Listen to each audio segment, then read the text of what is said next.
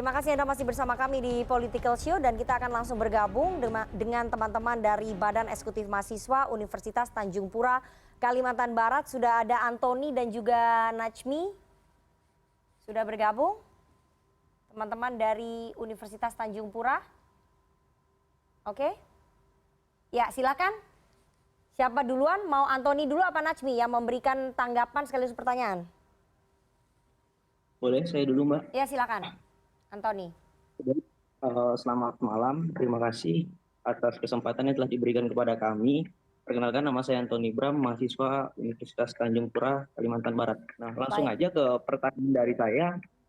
Yang ingin saya ketahui dari masing-masing tim pemenangan calon ini, bagaimana sih tanggapan atau langkah apa yang akan diberikan kepada masing-masing nanti ketika lawannya udah kalah gitu. Nah, misalnya ada dari salah satu tim yang udah menang gitu loh. Nah, terus apa yang akan dilakukan tuh terhadap dua paslon yang lainnya? Oke. Apakah akan dibiarkan begitu saja atau dirangkul? Itu yang ingin Baik. saya ketahui. Baik. Terima kasih. Baik, terima kasih Antoni. Satu lagi Najmi.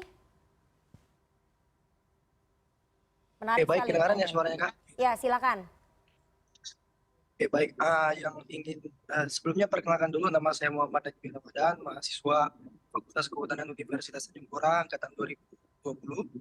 Nah, yang ingin saya tanyakan di sini itu terkait bagaimana nih strategi dari para elit-elit politik yang ada di tingkat nasional, yang mengingat di Kalimantan Barat, terkhususnya di kota Singkawang itu merupakan salah satu kota yang memiliki nilai toleransi yang sangat tinggi.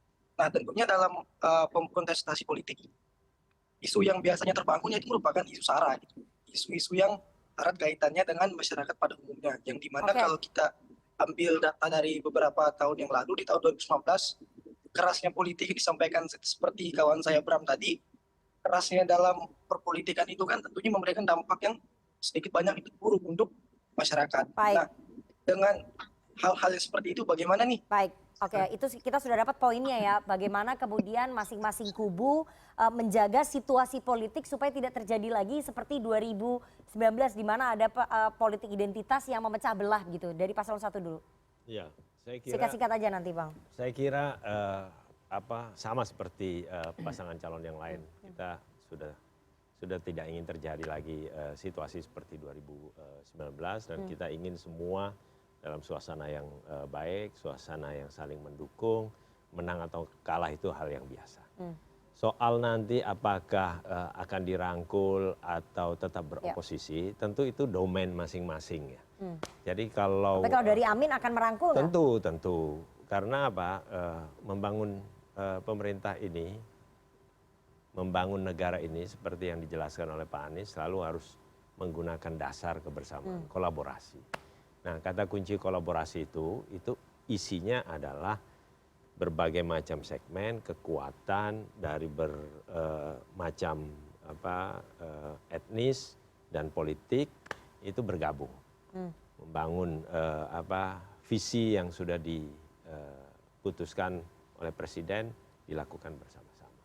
Nah, salah satu yang menurut saya juga penting adalah bahwa persoalan-persoalan masa lalu yang pernah ada harus diselesaikan karena itu kunci untuk membangun kolaborasi.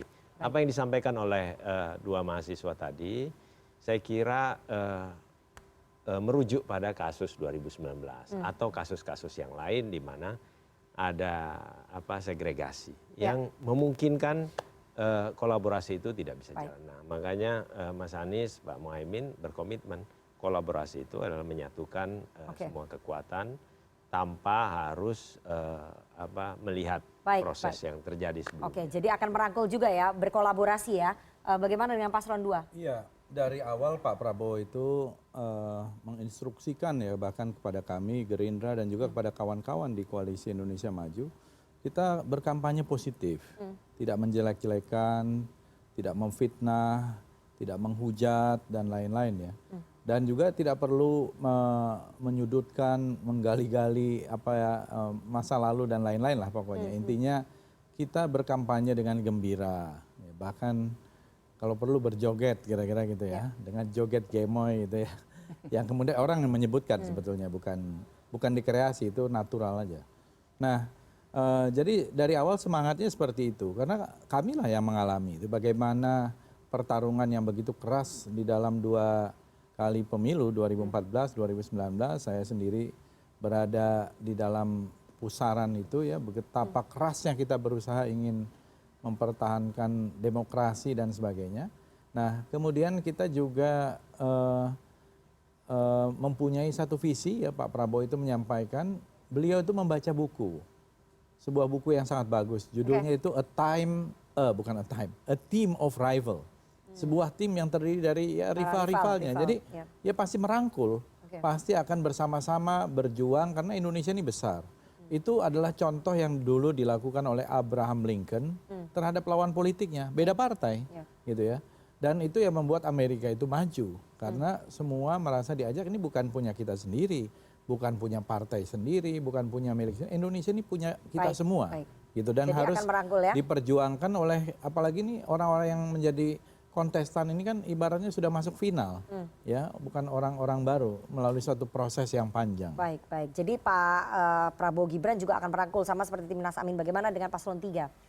Ya Mbak Rifana, sebenarnya kalau lihat kami dulu kan kalau lihat betapa panasnya ya Fadlizon juga korban yang ada, tentu kami tidak ingin mengalami hal seperti itu lagi. Kita ini katakanlah sudah bersepakat untuk bertarung gagasan, tapi ya sekali lagi jangan juga dengan mengkondisi-kondisikan ya tadi yang sudah disampaikan Bung Hensat itu juga tidak baik. Ya bertarung ini harus bertarung gagasan dan juga dilihat masyarakat, dilihat rakyat. Karena ini kan mau memilih pemimpin.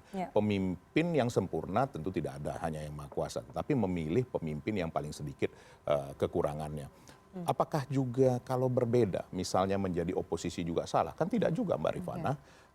Kami sudah pernah mengalami menjadi oposisi dan itu membuat apa yang diuntungkan? Yang diuntungkan juga adalah rakyat. Jadi dalam hal ini bersama-sama boleh, beroposisi juga boleh. Itu adalah sistem demokrasi yang ada di kita. Jadi PDI Perjuangan kalau nggak menang udah siap beroposisi gitu? Loh, kalau kami, sebagai check and balances. Kami kan sudah pernah mengalami, tapi kita optimis bahwa dalam hal ini kalau melihat situasi seperti ini kan, bahwa kita akan masuk di putaran kedua dan juga akan memenangkan. Kita tidak inginlah katakan apa ya terlalu percaya diri mengatakan satu putaran. Biasanya yang mengatakan itu kan tentu karena khawatir kan begitu. Kalau nanti masuk putaran kedua belum tentu. Itu Mas J itu Bung Jayadi Hanan tadi sudah senyum-senyum melihat saya tadi seperti itu. Baik, Bang Hensat, saya ingin Anda merecap semuanya ya. Kalau misalnya nanti kita lihat Pilpres berlangsung 2 putaran, karena kan berdasarkan data statistik belum ada yang menembus 1 putaran memang ya. Jadi kalau berlangsung 2 putaran, peta politiknya akan seperti apa? Misalnya di antara 1 atau 3, pasal 1 atau 3 yang masuk begitu ya, peta politiknya akan seperti apa? Siapa yang akan bergabung atau bagaimana? Ya kalau kemudian kita lihat hari ini ya, yang pergerakan, ini kalau kita bicara partai politik kan, yang pergerakannya akan masuk ke pemenang itu biasanya Golkar tuh.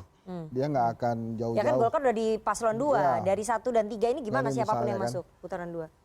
Kalau saya menilainya begini, Rifana, kalau perpindahannya itu ya, terserah aja lah nanti mau Nasdem yang mental atau PKB yang mental atau P3 yang mental tuh nanti. Tapi saya mengharapkan dari 3 capres ini janganlah menjadi satu. Saya setuju dengan Bang Eriko. Kalau nanti tidak ada oposisi kuat, Indonesianya bakal begini lagi demokrasinya. Saling menghormati boleh. Tapi jangan kemudian semuanya bergabung. Ada check and balances ya? Yang ada nanti balik lagi kayak Orde Baru. Jadi saya justru menghargai misalnya ya. Misalnya nanti Gerindra kalah. Pasangan nomor 2 kalah. PDIP misal dibalik dong. Oh enggak, misalnya ini boleh. Ya. Itu kalau bisa justru yang besar itu jadi oposisi. Jadi oposisi besar, besar kan? Dibandingin koalisi. Oposisinya besar. Nah itu dia.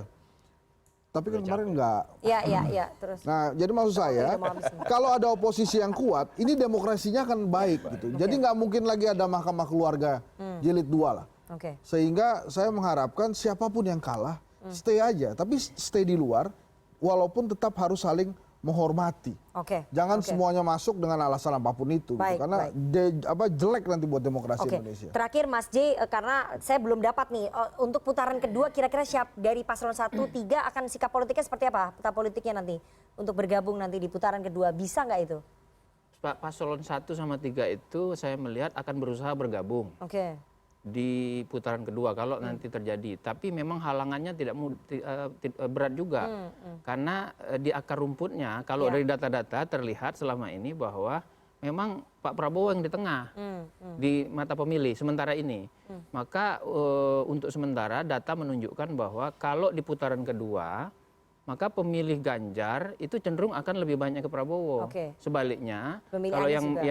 yang maju adalah Ganjar, di putaran kedua pemilih Anies atau Amin akan cenderung lebih banyak ke Prabowo. Itu data sementara ya. Oke, ya. Nah, pertanyaan yang menarik adalah apakah dengan asumsi 2 putaran ya, Iya, iya. apakah selama 2 bulan atau kurang dari 2 bulan ke depan itu upaya di tingkat elit pasangan nomor 1 dan nomor 3 untuk membangun koalisi di putaran kedua itu akan mengalir ke bawah Transformasi sampai ke bawah ya, dengan waktu yang pendek 4 bulan. Salah satu contohnya misalnya itu bisa dilakukan kalau misalnya Ibu Megawati Bertemu dengan Pak Surya Paloh. ya, lalu misalnya kalau terjadi putaran kedua, misalnya Amin yang masuk putaran kedua, Ibu Megawati menginstruksikan Oke. kita putaran kedua mendukung Oke. Amin. Itu mungkin berpengaruh. Demikian juga sebaliknya. Tapi Bu Mega itu- rekonsiliasi dengan Pak Jokowi mungkin nggak?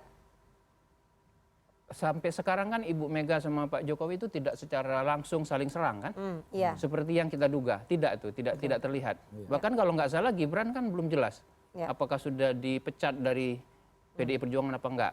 Jadi tampaknya belum terlihat ada konflik yang keras. Baik. Bobby aja tuh yang jelas tuh. Ya. Baik, Jelas kita dipecat lihat maksudnya. semakin dinamis tampaknya apakah sudah ada komunikasi antara elit paslon 1 dan paslon 3. Saya meyakini sudah karena teman-teman wartawan juga sudah mendengar ada komunikasi yang terjalin ya Dibocorin. antara paslon 1 dengan paslon 3 untuk siapapun nanti yang masuk ke putaran 2 untuk melawan paslon nomor 2 ini sudah ada komunikasi yang terjalin. Mbak Rifana kok yakin sekali Oke. paslon 1 dan 3 yang salah satu ke putaran kedua. Jangan-jangan paslon 1 Ini kan dan berdasarkan 3 yang data statistik masuk kan ke sudah putaran disebutkan kedua. tadi Loh. sama Mas Jayadi. Nah, ini Nanti di belum episode tahu berikutnya kita ini. bahas gitu ya. Selama ini kita pegang data statistik karena statistik menggambarkan situasi yang sekarang bukan pada saat pencoblosan Ya, gitu ya. Nanti kita Bisa lihat berubah, seperti bisa apa, berubah. masih bisa berubah benar kata Mas Jayadi, tapi kita akan mendengarkan sentilan dari komika setelah ini. Jangan kemana-mana, tetap bersama kami di Political Show.